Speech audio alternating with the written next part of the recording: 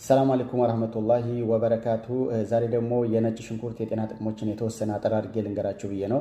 እንግዲህ ነጭ ሽንኩርት እንደሚታወቀው ከባህላዊ መድኃኒቶቻችን ውስጥ አንዱ ነው። ነጭ ሽንኩርት በውስጡ እንግዲህ ሰልፈር ውህዶችን ይዟል። ለምሳሌ አሊሲንን ይመስል ሽንኩርትን ስንከትፈው የሚመጣው ሽታ እንግዲህ ከዛ የተነሳ ነው። ከዚህ በተጨማሪ እንደ ማግኒዥየም፣ ማንጋኔዝ፣ ካልሽየም፣ ቫይታሚን ሲ፣ ቫይታሚን ቢ6 በውስጡ አካቶ ይዟል። ከዚህም በመነሳት እንግዲህ በርካታ የሆኑ የጤና ጥቅሞች አሉት። አንዱ ጥቅም የደም ግፊትን ለመቀነስ ያገለግላል። ምክንያቱም ደግሞ ከሰልፈር ውህዶቹ የደም ስሮቻችን እንዲለጠጡና ኢላስቲክ እንዲሆኑ በማድረግ ትክክለኛ የሆነ የደም ፍሰት እንዲኖር ያደርጋል። የደም ግፊትንም ለመቀነስ ያገለግላል ማለት ነው። ከዚህ በተጨማሪ እንግዲህ ኮሌስትሮልን በተለይ ደግሞ ሎው ደንሲቲ ሊፖፕሮቲን የምንለው ወይም ደግሞ መጥፎ ኮሌስትሮል የምንለውን ለመቀነስ ያገለግላል። ምናልባትም ሰውነታችን ውስጥ እንዳይመረት በማድረግ የተመረተው ደግሞ ከሰውነታችን እንዲወገድ በማድረግ ኮሌስትሮልንም ለመቀነስ ያገለግላል ማለት ነው። ሌላኛው እንግዲህ ደም መርጋትንም ይከላከላል።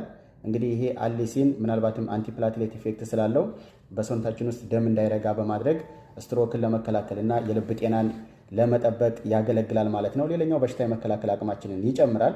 ምክንያቱም በውስጡ ቫይታሚን ሲ ስለያዘ እንግዲህ ጉንፋንን ለማከምም ሊሆን ይችላል። በሽታ የተላመዱ ባክቴሪያዎችንም ለማከም ያገለግላል ተብሎ ይታሰባል ማለት ነው። ስለዚህ ባክቴሪያንም ፈንገስንም ቫይረስንም ለመከላከል ወይም ደግሞ ለመዋጋት ይጠቅመናል ማለት ነው። ከዚህ ውጭ እንግዲህ አንቲኦክሲዳንት ኢፌክት ስላለ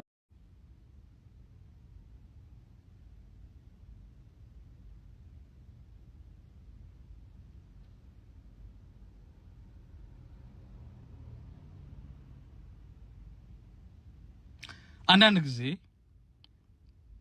ትርጉም ከሌለው ንግግር፣ ትርጉም ከሌለው ወሬ ዝምታ ብዙ ጣዕም አለው። በዚህ ሰዓት ላይ በተለይ በአሁኑ ወቅት ተናጋሪ በዝቶ አዳማጭ ጠፍቶ የተቸገርንበት ጊዜ ነው ያለነው። ይህ ጊዜ በጣም ፈታኝ ነው።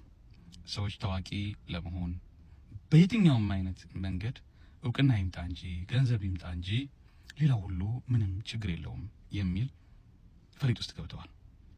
ይህ እጅግ በጣም ፈታኝ ነው። በተለይ እንደ ሙስሊም ማህበረሰብ ብንወድም ብንጠላም በምንናገረው በምንሰራው ነገር ሁሉ መጠየቅ የማይቀር ነው። አላህ ሱብሓነሁ ወተዓላ በገይብ የሚያምኑ ብሎ የገለጸው ነገ ሞት አለብኝ፣ ሂሳብ አለብኝ፣ ተጠያቂነት አለብኝ የሚለውን ማየትና ማስተዋል እንድንችል ነው። ዛሬ ላይ ግን ይህንን ብዙዎቻችን አልታደልንም። በተለይ ቲክቶክ ከመጣ በኋላ ሶሻል ሚዲያ ከመጣ በኋላ የአምልኮ ተግባራችን መዳከሙ፣ ከዚህም በተጨማሪ ደግሞ እኛ ራሳችን ተደናቂነትን፣ ተፈላጊነትን፣ ተወዳጅነትን፣ ተሰሚነትን ባለን ጉጉትና ፍላጎት ምክንያት